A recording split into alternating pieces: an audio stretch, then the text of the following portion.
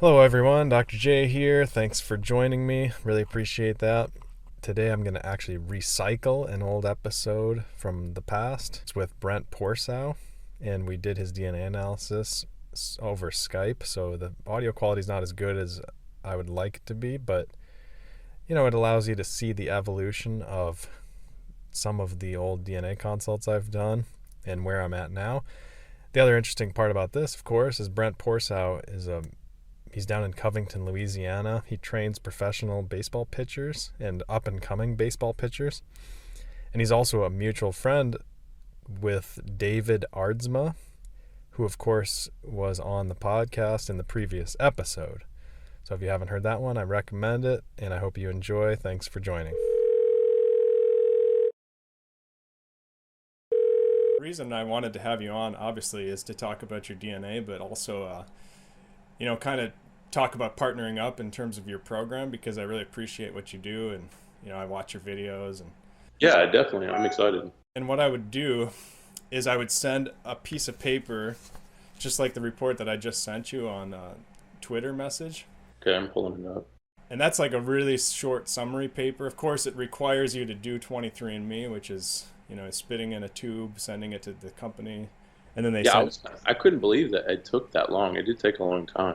Yeah, I guess this year it was the #1 Christmas gift on Amazon. Are you serious? That's what they said. So there's a huge backlog just right after Christmas right now. I mean, it's not even close to Christmas, but it just takes them a long time to kind of process all that. Yeah, well, it makes sense. Well, cool. I'm looking at the form right now. It looks pretty awesome. I'll dive right into that because what I think, like I said, if we partner up here, what I want to be able to do is offer a free report to any of your clients, obviously assuming they did their 23andMe, and that would just be this really simplified version of what I do. And then if they want to take it to the next level, they could schedule a consult with me, and that's. Yeah, I like it. I mean, I'm all on board. I like this approach. Yeah, so what I would do, of course, is I would send people to this podcast link and have them just watch us talk about this for a minute, because rather than trying to individually explain all the details to everybody, it's better if we just go through it and then people say, oh, that's what's going on, because there's a little bit of code here. If you go to page 3, there's only 3 pages. Okay. The first page is just basically just an introduction, so it's really just 2 pages. But page 3, you can see there's like some plus and plus minus stuff. Yeah. And what that means is basically, let's say you get a bad gene. I'll just call it a bad gene from one parent. That would be, in this case, a plus. Okay. And let's say you get a good gene from another parent. That would be a minus. Okay. That's just kind of how scientists, is shorthand for saying bad gene, good gene. Plus. So both my parents screwed up, didn't they? They screwed up on the VDR. So the code for that is VDR, those letters. And what that one means is vitamin D receptor. Oh, that makes sense. It's because I'm so white. Pale skin. Some people, a lot of people are white and they don't have any issues with vitamin D, but you obviously do. I supplement with vitamin D, not all the time, but I do. So you're saying I need to be more frequent with it? Unless you're out in the sun, that's what I would say for sure. How does that work? I'm like scared to get out in the sun because I burn so easy. Yeah, so burning is obviously the extreme that you don't want. Okay. So anything up to a burn is going to be really beneficial for you, and then anytime you're burning, you're just taking it too far. Okay. And that's where page 2 comes in. So that's where I interpret these genetic, suboptimal genes. I don't want to call them mutations, right? Because a lot of people have issues with a lot of different genes. It's just a question of picking out those genes and identifying them and saying, well, what can you do about it? Okay. I like it. Yeah, so like page 2, it says based on your specific VDR gene variant, and then in parentheses they say vitamin D receptor. Okay. You need to get higher than normal levels of vitamin D. So when you supplement, and here I recommend between 5,000 and 10,000 IUs every day. Mm-hmm. But again, that's qualified if you're not out in the sun. If you're out in the sun, I mean, you're in Louisiana, right? Yeah. So you're probably out in the sun a lot. Well, I could be. I mean, I'm under cover, but I mean, the sun's coming through. But I mean, I need direct exposure, right? Pretty much, yeah. I mean, the government recommendations for vitamin D are obscenely low. Okay. So is it enough? It's not enough to supplement with it. So you also have to get sun exposure just because it's a better absorption. No, it's enough to supplement for sure. Okay.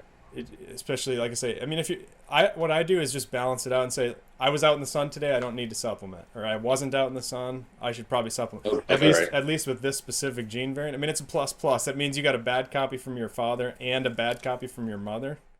And vitamin D, I've heard, is big for recovery. I think there's some case studies that show it like will considerably speed your recovery post workout. Oh yeah, and it's a hormone essentially.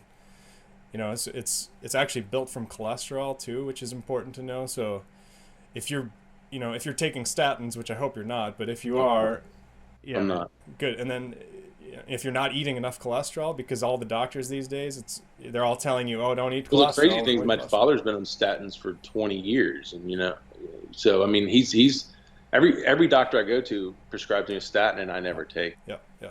And that's good. I mean, I don't want to get sued, but I think that's a good thing. I mean, I avoid those things like the plague unless you had a genetic mutation where your cholesterol is just obscenely high. I mean, and that's a different story. It's called familial hypercholesterolemia. And that's a case where those statins are almost miracle drugs, but aside from that rare case, which you don't have, I mean, I've got your DNA right here. Yeah. It's way overprescribed. It's unhealthy, frankly, because remember, cholesterol is the building block for testosterone. Yeah. And that's another thing I was going to say. It's also the building block for vitamin D. So if you want your body to make vitamin D, you've got to have cholesterol.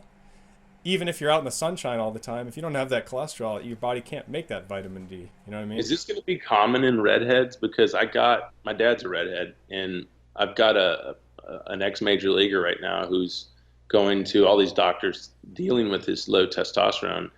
Would it kind of be a similar case, maybe someone like him? Maybe I should have him talk to you as well? Oh, for sure, yeah.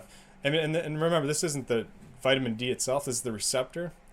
So your body's not, I mean, different people have different manifestations of genetic issues with vitamin D, but in your case here, your body's not picking it up that well. So you want higher levels in your bloodstream so that it's going to pick up more of it. I like it. Yeah, and honestly, and you know what? That's your only plus gene. That's the only gene in this really, like I say, this really brief, screen that I do. I look for, detox genes. So genes that are in your liver that are involved in processing chemicals or just junk in our environment that people are exposed to all the time. Usually I pick out about 10 of them. And ironically, I do a few pro athletes. I do some really high performing people. And for the most part, people at really high end of the physical spectrum have very few gene mutations, and you're in that group. You're probably lucky. Yeah, and it's sometimes it's funny because I get people that say, oh, you can eat whatever you want, right? Or they don't have a lot of sympathy for people with food sensitivities or this or that. Yeah. And honestly, I look at their DNA and they don't have any of that, so they don't relate to people that have those problems. Exactly. No, it makes sense. And so you're at risk for having no empathy for those people because you have so few genetic mutations. Well, I don't know, man. I mean, the one that you're going to talk about with the caffeine. Yeah. I think I've dealt with, I've stayed away from caffeine most of my life, and I've dealt with anxiety in other areas. I would say majority to stress, and I don't even know how all this looks at stress. So, I mean, I've had physical issues, but it's usually because I overwork and the stress just tears me down. And think about it. If my vitamin D is poor, that's something that's supporting that recovery, Yeah. So I think I'm glad I don't have those mutations, but I think I am empathetic just because I beat the crap out of myself. Yeah. Well, you actually had a lack of empathy gene. Ironically. Are you there? If you want any of the genetic codes for these, you can write them down. I can give them to you. Does that mean I'm a sociopath? No, you have a gene mutation in your oxytocin receptor. It's a plus minus, so it's not like on the extreme end. And a lot of people have this actually. I always check the oxytocin receptor just to see, because that one's in. Like I said, it's the empathy gene. So is that why everyone thinks I'm an asshole? Yes. So it's a condition. It's not an actual choice, is what you're saying. It's a little bit of both, but that's cool. I think it's a beneficial thing in terms of business because you can't care that much about what people think because everybody these days is trolling on Twitter and Yeah, and you know what? But I still do, man. It still hits me. I mean, to be honest, I have a Major League Baseball player who's trying to sue me because I talk about him. oh So, jeez. Yeah, and no, this I is guarantee you, he has no empathy gene at all. So, well, let's jump into that caffeine because you didn't just have one gene, you actually had four genes with that. wow, that's And bad. well, yeah, I mean, well, number one, you can see on that page 2 on your report, or I guess page 3 with the plus minus codes and stuff, that you see that gene called CYP1A2, Yeah, and it says 164 A to C. So A to C, by the way, so DNA is made of ATGC, it's letters, it's code. So every single person, every plant, every bacteria, everything, all the DNA is ATGC. It's just 4 letters of code, and those just stand for chemistry groups. It's complicated, but ATGC. Yeah. So at that position of 164 on that specific gene, normally there's an A there. Instead there's a C there in your case. hmm And what that does is that slightly lowers your caffeine breakdown ability. Now it's not extreme. I mean, caffeine is going to stay in your body probably about 6 hours, but it's staying in your body.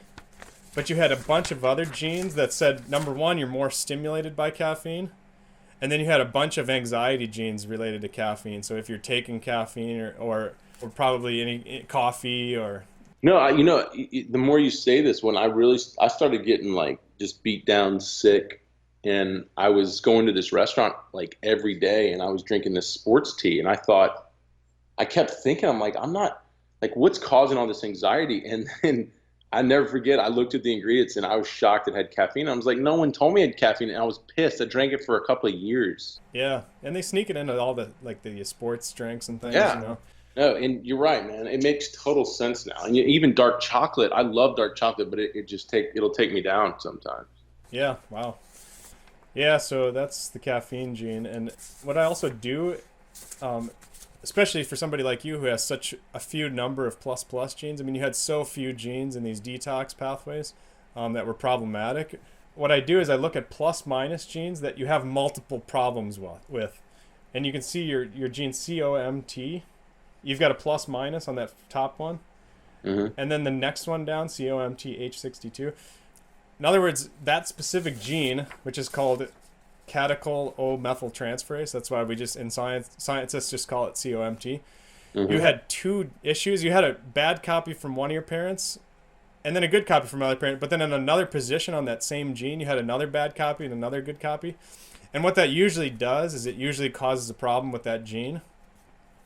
So plus minus, when you get a bad copy from one parent and a good copy from another parent, it's hit or miss whether it's going to have a physiological effect, whether it's going to be a problem.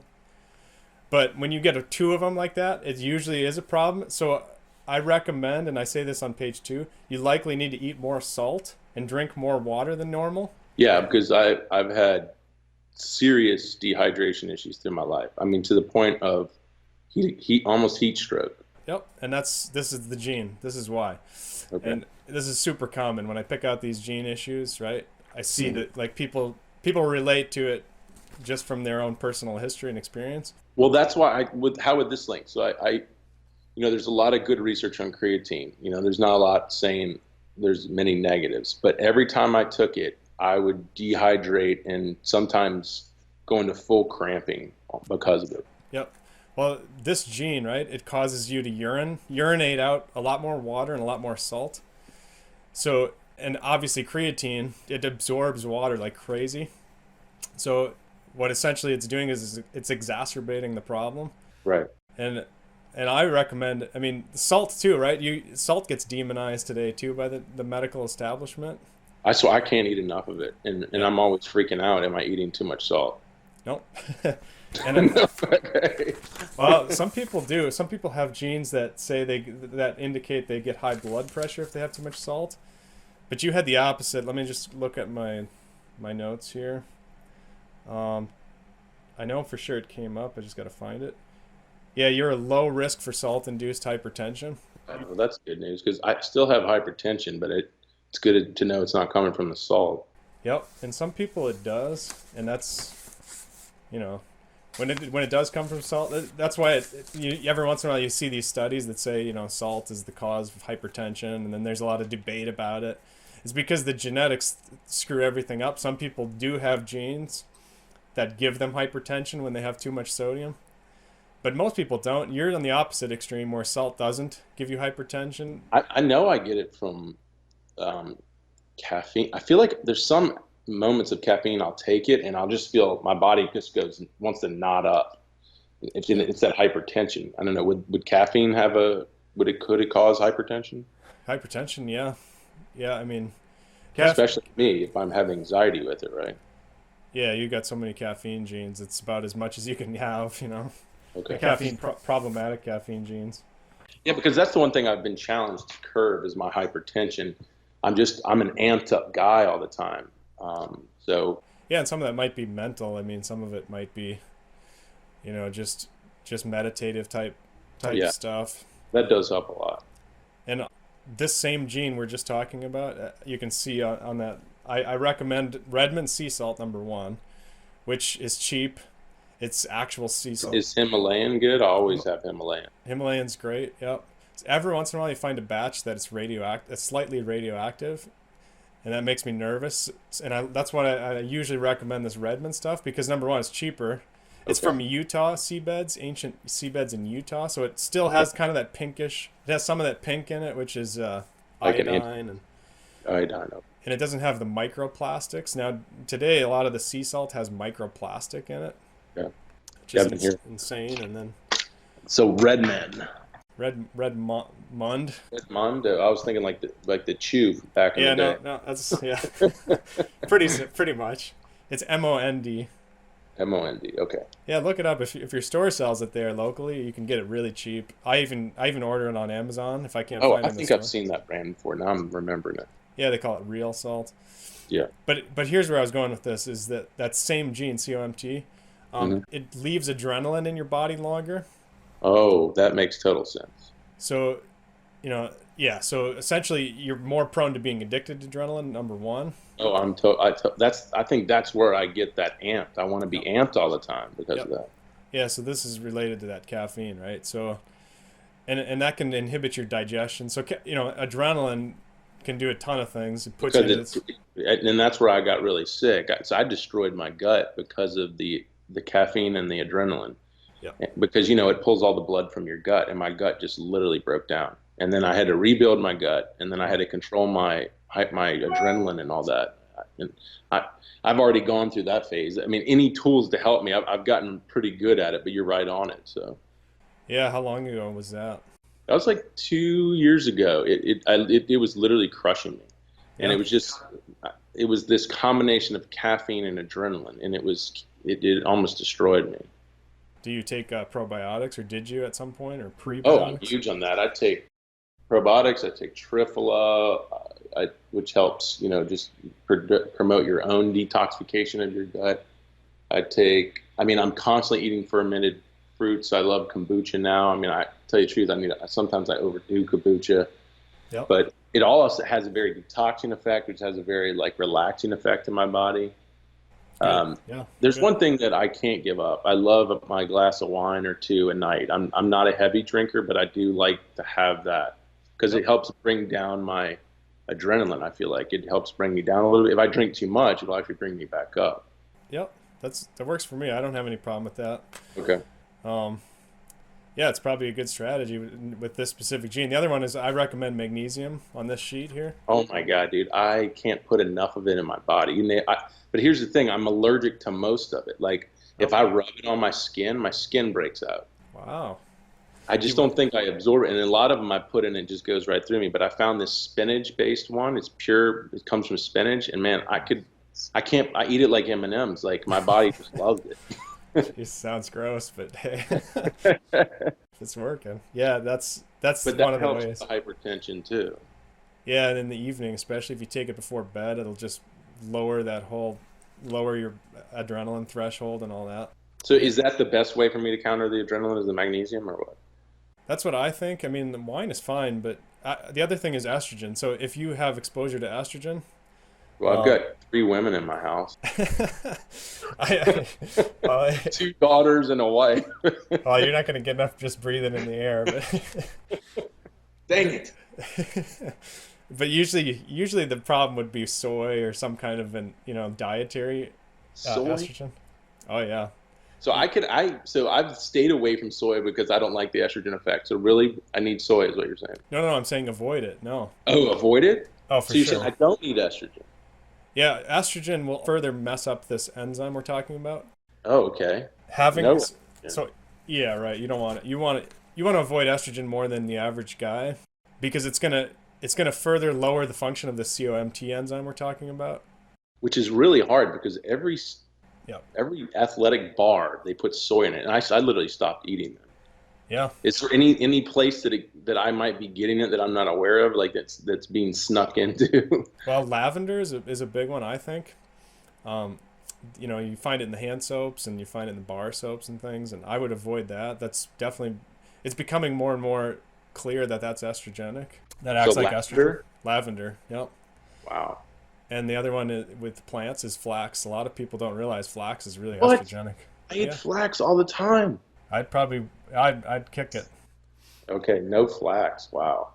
Yeah, I mean, if you're eating flax seeds, like you're putting them in a smoothie or something, or are you doing flax oil? Meal. Yeah, the meal's not going to be as bad because your gut bacteria will break down a lot of the estrogen. So they did a study on about 200 plants. It was done in Canada, really excellent study, and just looking at plant estrogens, so phytoestrogen. Right.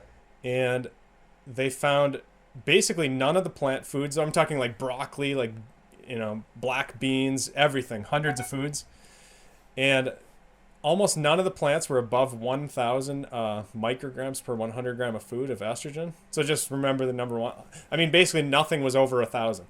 But then soy was over 100,000. So obscene levels of estrogen. Well, I've read all the reports of men growing boobs from it and lactating. Yep. And now they're finding that with lavender, which is crazy. But then the other one was flax. Flax was 300,000. Jeez. So it's even crazier than soy. Is that going to be in the oil or just the seed? It's in both, but the good news about these is the gut bacteria breaks them down. So, I mean, to some extent, your body's going to buffer for them, but unless it's your just gut not worth bacteria it. is compromised, right? That's right. Yep. But it's too risky in your case because you have this specific gene, in my opinion, and you're an athlete. I mean, I'd go to the extreme and just avoid flax and soy. Do I go to the side of trying to enhance testosterone or no? It's not necessary on this gene, but I think that's always a healthy thing to do, And what's a healthy way to do that? Boy, I mean, that's pretty unique to your situation. No, I mean, you can, but the best way to enhance testosterone is eat plenty. Well, yeah, for sure. And then to eat plenty of cholesterol, like I said. And so I can really eat a lot of cholesterol. So because I'm always like pulling. See, I have on my mom's side a lot of cardiovascular genes. Cardiovascular disease. Yeah, I have my uncle has like 3 stents. My mom had a defective heart valve that she had replaced. My grandfather died of a heart attack. Looking at your DNA, I can see some of the plus minuses there, here and there for that stuff, but most of that is inflammation. Okay, and I deal with that a lot, inflammation. Yeah, and that's the real problem, right? I mean, if you've got inflammation, it's causing injuries to your blood vessels, your arteries, and then cholesterol comes in and fixes it or puts a patch on it. But that doesn't mean cholesterol is to blame.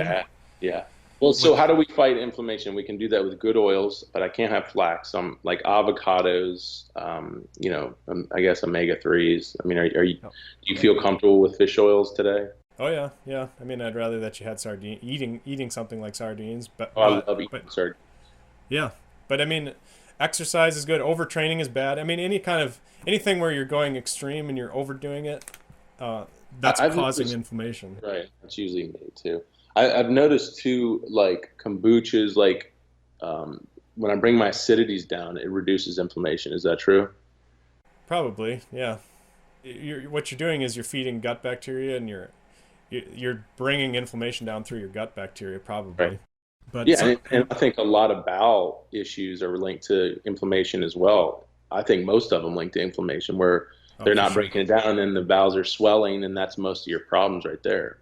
And one thing I should note, just because we're on the air, if we were just you and I probably wouldn't say this, but quite frequently, probably 10% of people I get have a genetic issue breaking down something called tyramine and some of these other compounds that are found in kombucha or fermented foods or aged foods. And it actually causes a problem. It's actually worse for them to have things like that. What would the side effects be if you had that? It comes in different forms, like bloating, or they might not even notice, but then when they get rid of that stuff, then they'll notice how much better they feel, or if they come back on it later, they'll be aware of it. I drink kombucha and I immediately feel better. Yeah, you don't have that, yeah. Well, my wife drinks it and she says it makes her sick. She probably has that.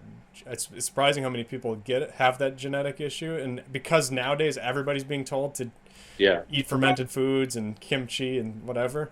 Yeah. I find it a lot more often. Yeah, it makes sense. Well, I mean, it's just like you're learning here with everything. It's like it's all personalized, yeah. Right. Yeah. Yeah, let's go to the third one on that list, and then talk about some other training stuff for you. Yeah. So NAT2, NAT2, you had a couple of plus minuses on that one. N-acetyltransferase, it's just a gene involved in carcinogen breakdown. So any kind of carcinogens that your body has, it tags them and then flushes them out. Mm-hmm.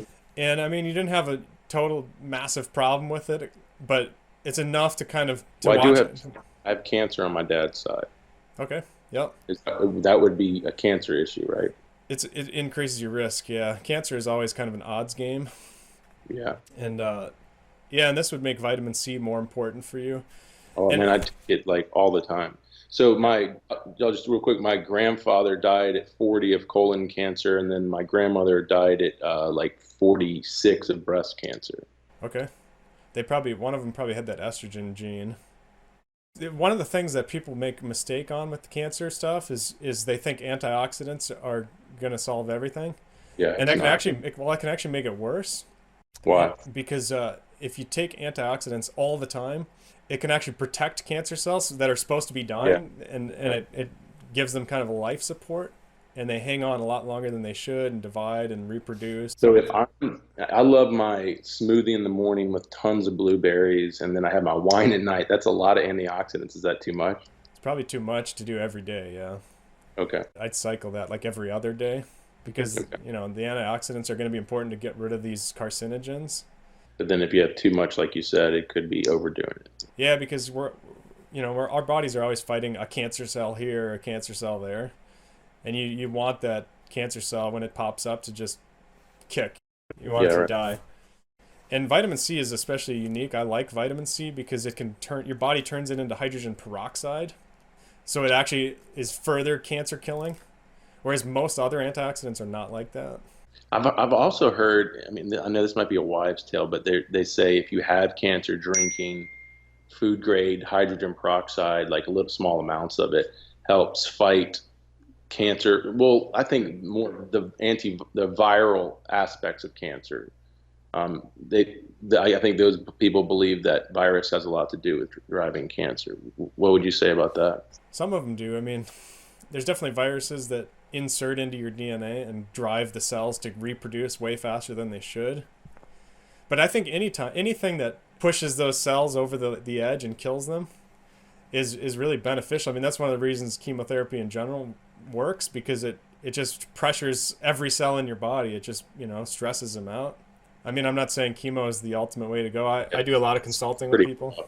Yeah, and I hate chemo. It's like the last resort. Yeah, it is. I had my best friend at 37 die of rare stomach cancer, and he went through 2 rounds of chemo, and the second one killed him.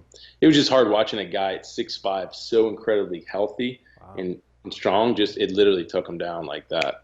So yeah. Well, the only other thing on that NAT2 gene, just to jump back to that, is garlic also inhibit the function of this enzyme for you? Are you serious? I take garlic every day. I'd probably cycle that. Yeah. It's not it's not bad for you. It's just gonna lower your body's ability to get rid of carcinogens. Okay. Well, I liked it. They have that new garlic now that they've they've captured the molecule that when you break garlic that, is really good with thinning the blood in the heart. I think it's called allicin. Yep. Is that what it's called? I just noticed when I take it, it brings down I have hypertension. So when I take it, I really feel it brings down my kind of blood pressure, and I've liked it. But so you're saying I should cycle that? When you say cycle, like, what do you mean cycle? I'd probably every other day, similar to the antioxidants. Okay. All right. Give your body like a second to get rid of some of the stuff and then hit it again. Like I say, garlic is good, but it's just good to be aware too that you're inhibiting that enzyme. You got to get rid of the carcinogens. All right, so I got to cycle garlic and blueberries. Yeah, antioxidants. Right. And that's just all antioxidants, right? Mm-hmm. Yeah. Yeah, they discovered the antioxidant issue back in the 90s. They didn't know what was going on, but they did a big, huge study in the New England Journal of Medicine on smokers, giving them a bunch of antioxidants, and they actually found it increased lung cancer, like by about 20%, which of course wasn't predictable. They had no idea what was going on. They just published it and said, we don't know what's going on. And now just really recent, we finally discovered, well, it's because you're protecting cancer cells. Yeah, I had an it's oncologist, right? That's a cancer doctor. Mm-hmm. He told me that that's one of the biggest issues he has, and I'm kind of wishy-washy on this guy's method. I think it's too traditional medicine, but he said he doesn't like it with his patients when they try to become health freaks after they get cancer for what you're talking about. I don't know. What's your opinion on that? No, I say become a health freak all the way. Exactly. That's my thing. Like I got it, but I was like that. But still, I mean, how does your body fight cancer? Yeah. You got to give it support. Well, and there's different types, obviously, because like some types of cancer, most types of cancer burn sugar. And so people do a lot of good to themselves if they get rid of sugar, whether that's becoming a vegan or there's so many different strategies, but getting sugar out is usually number one. I read a big thing on that about because your cancer cells, the mitochondria is malfunctioning. Yep. So it's just burning glycogen and then glucose. Glucose. So most of the time it's on lactic acid. So if you inhibit or you bring in less sugars, and then it can't produce as much of the lactic or the lactic acid. Yeah. And then it's going to die, right? Yeah, because it pushes them, yeah. The other cells can convert. If there's not enough sugar, they can convert to ketones, right? Yeah, so your mitochondria, which are kind of where a lot of the power comes from inside your cells, it's kind of like the battery packs of your cells. They're not even used. If you burn glucose, it doesn't even need to go into your mitochondria. It stays outside and gets converted, like you said, into pyruvate and lactic acid. Yeah. And that's one way of creating energy, but the more efficient way is to send it into the mitochondria. And then, use this thing called the citric acid cycle and create a lot more energy. But cancer cells don't do that. We don't understand why as scientists. We just call it the Warburg effect. And we just know that's what cancer cells do. They just burn sugar. And fat, the beauty of fat is that it only gets burned in your mitochondria. So if you starve your cells of sugar and you only give them fat to burn, they have to activate their mitochondria. And they can't use the normal cancer pathway. So a lot of people, quote unquote, starve cancer cells just by eating fat. Can you say it's a preventative measure against cancer? Oh, for sure. Yeah. Yeah, no question. I mean, the writing is so clear on the wall. I think professional medical doctor probably wouldn't say that, but from I'm a biochemist, and from that perspective, there's no question. That's awesome. That's good.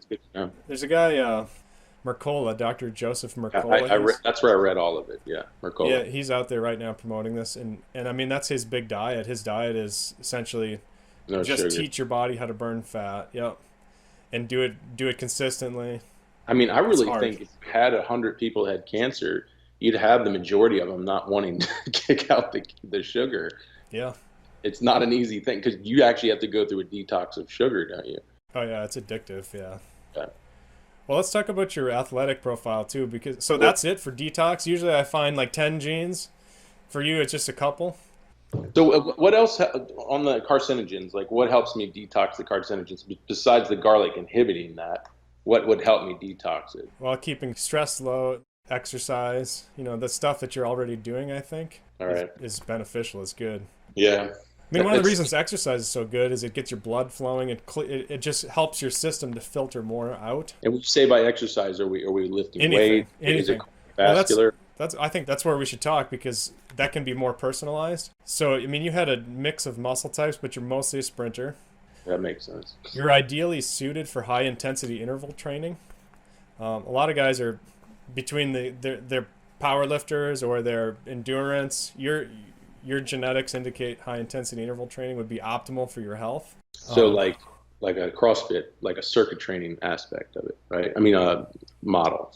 Yeah, something like that. Yeah. Like a CrossFit of, not too aerobic, not too anaerobic. You're talking about like more in the middle.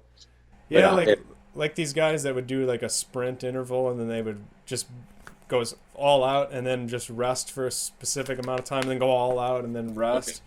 Okay. Right. Not exactly powerlifting, because powerlifting would be more. Well, that's Olympic lifting. I mean, Olympic lifting is it'd be more Olympic. Yeah. Movement and then rest. And I'll tell you, man, I loved it. I ate up Olympic lifting. It's obviously a big part of my approach, but I did notice something when I started getting overwhelmed with stress, is that my central nervous system couldn't handle it anymore, because my stress was already here, and of course there's some caffeine in there, and then that high intensity kicks on my central nervous system so much, and man, it would just freak me out. I couldn't calm myself down. I couldn't get into anything, a parasympathetic. I mean, there was nothing I could do to bring down my central nervous system sometimes. Yeah. I don't have a huge solution. Well, the point is, I think you're saying that training is good for me, but it doesn't work well with my other issues of the caffeine issue and the adrenaline issues. It can really like heighten it sometimes too much. Yeah, and you have a beneficial gene found in power athletes called your nitric oxide synthase. There's 3 of them. They call them NOS, like NOS. It's basically a way for your body to vasodilate, like to control your blood vessel size and where blood is being delivered and how quickly it's being delivered and nutrients and all that.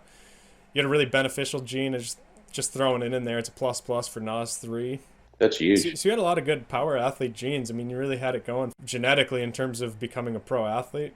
Well, I mean, not to like, throw a wet blanket on where you are now, because I think what you did in terms of your program and all this other stuff is phenomenal. I know you ripped your rotator cuff and. Well, I think, I was always very strong. Like my dad had it too. Like there's not many people I've met that my size are much stronger than me.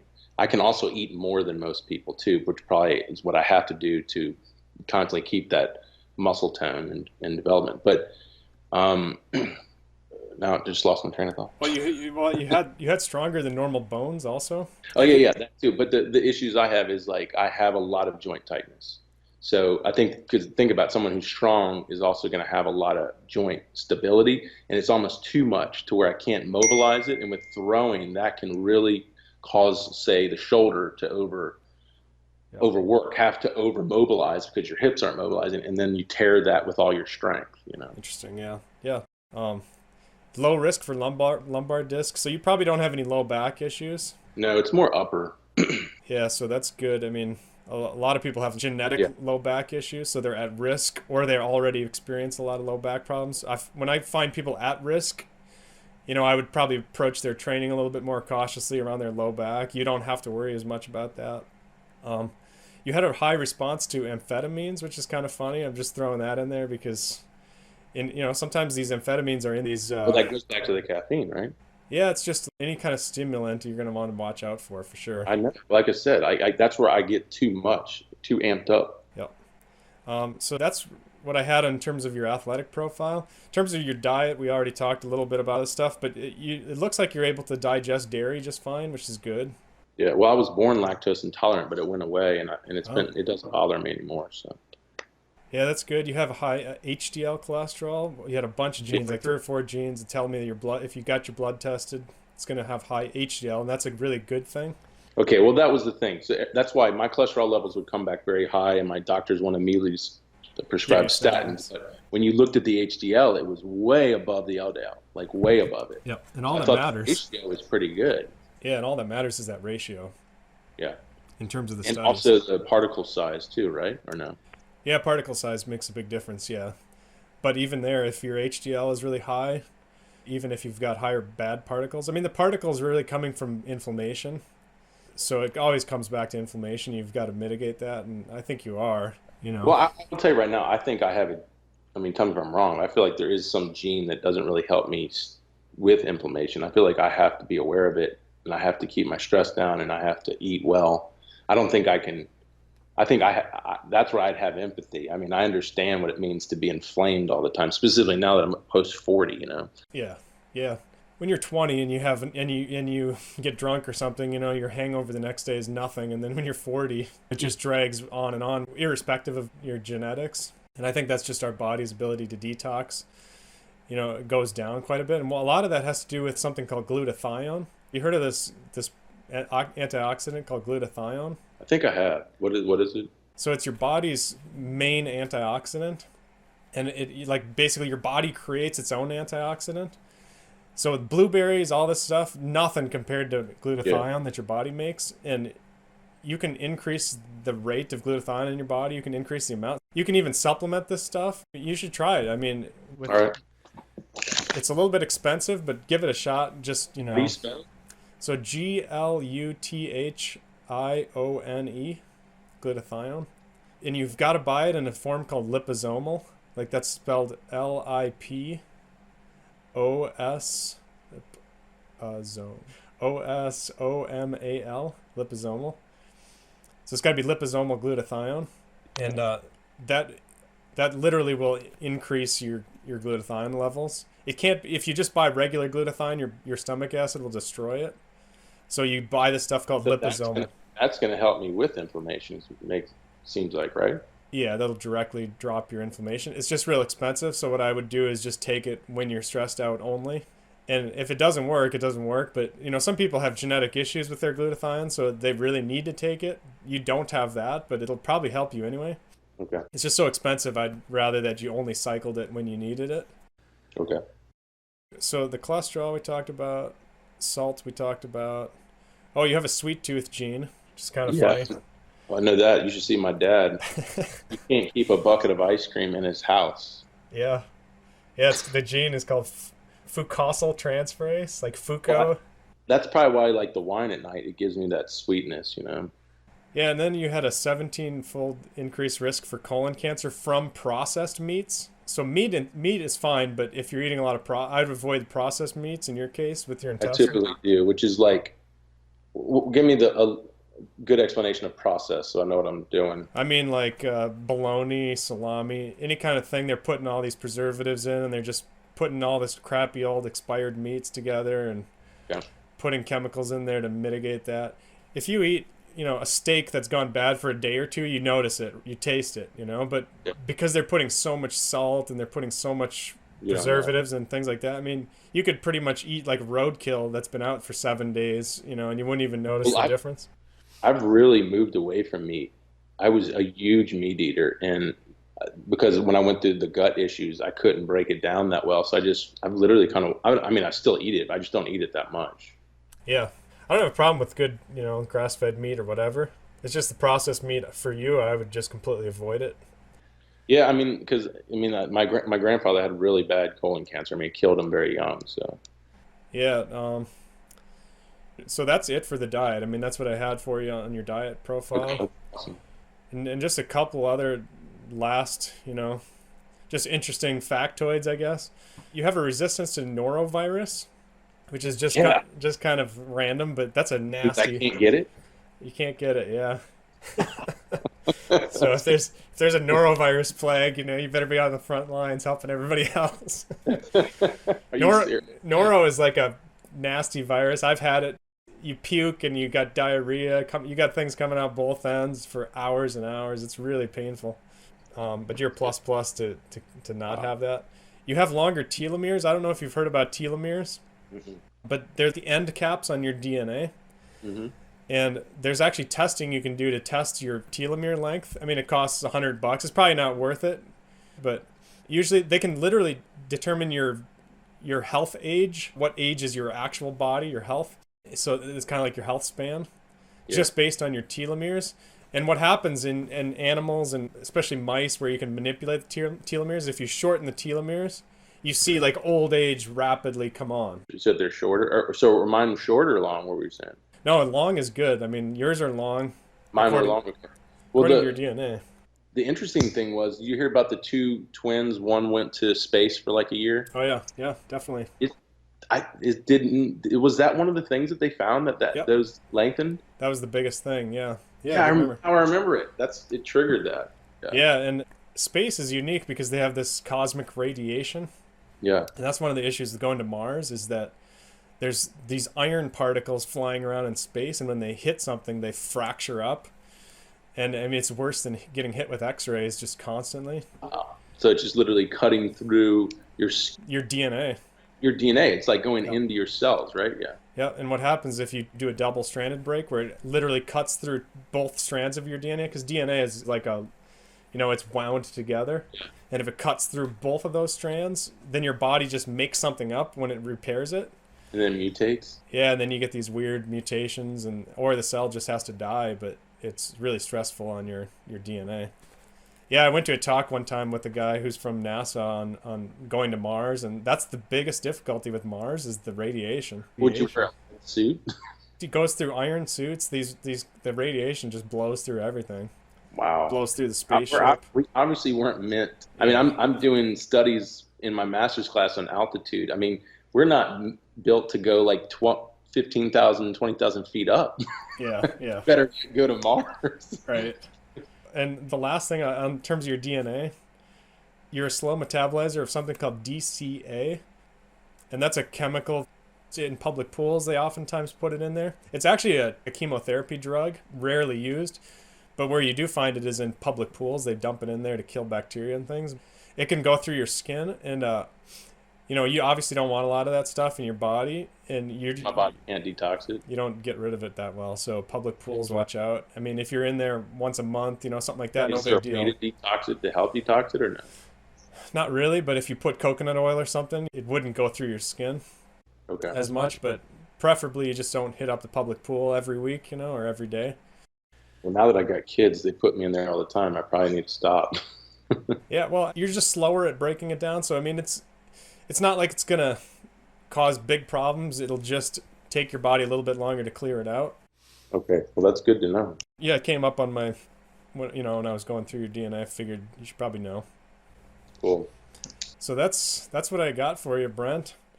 That was pretty awesome, man. Yeah, is that fun? Everybody definitely needs it. Definitely, what you could do for the athlete. I mean, give some examples of, what common things you might be going across with athletes. Like, is there going to be a gene that talks about how much protein they can eat, or how, Yeah, sometimes. Yeah. like you said, there's one that's like you said that I was built to be a sprinter or high intensity athlete. So what if we come across a guy who's a slow twitch guy? I mean, Yeah. can you give him recommendations on diet or lifestyle to combat that? Because that's not going to help a pitcher that well. Yeah, I mean, I think the biggest part of the battle is just knowing yourself and then kind of dealing with how that plays out, in your training. Mm-hmm. For sure, there's differences with the protein, the carbs, the fats, what balance you should be eating is a really big one. I mean, a lot of this stuff, people figure it out, but it takes them 20 years, Yeah, 40 years like me. Yeah, no, I mean, most people, and it's better to just shortcut that process and you get a step up. I mean, sometimes there's things you're not going to be able to really utilize to improve your pitching, but then a lot of other things you'll really be able to help. So, yeah, I mean, I think overall, being more aware of how your body functions ultimately helps you optimize. Because really what I'm doing with my program, and that's why I think this fits really well into it, is that my methods because I was an injured, athlete was, hey, if I'm going to survive, if I'm going to have a long career and be a professional athlete, has everything to do with the health of my body. right.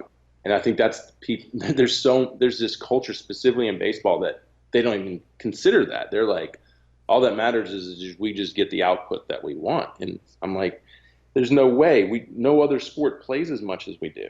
Yeah. What other sport plays 160 something games at the professional level? So if your approach from day one, very young, isn't to optimize your body, you're just not going to have a long career unless your genetic profile is really impressive, right?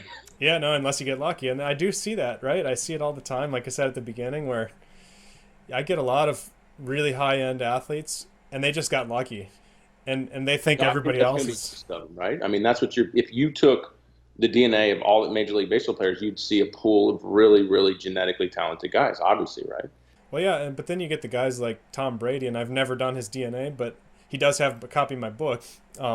He's just been super in tune with his diet and his training, and you see the performance level, right? I mean, maybe he's got a huge amount of issues with his DNA. I don't know, but you can deal with it. You don't have to have that perfect DNA and just quote unquote get lucky. You can actually have a lot of issues, understand and recognize them, and then mitigate them and be at that same level as the guys that got lucky. I mean, that's kind of the goal. Exactly. Or let's take the example of who I grew up with, Peyton Manning. Yep. Peyton Manning ended his career because of a spinal problem. I mean, I truly believe that Peyton didn't have that spinal issue that caused him to have, surgery to fuse his cervical spine, I believe, that he would have played longer. I'm sure if you talk to Peyton, he'd like to be Tom Brady playing at 40-something years old. So, and you look at, I know the Mannings, and I know the Mannings have a genetic issue with spinal degenerative thing that their older brother Cooper has. He literally can't even play football because of it. So think about it. If he would have done this, Peyton would have done this at a young age. You would have said, "Hey, you have a gene that's going to link to a degenerative spinal issue that you need to prepare for." Right. And he might have avoided that surgery at the end of his career that literally ended his career. Oh, for sure. Yeah. So I appreciate your time, Brent.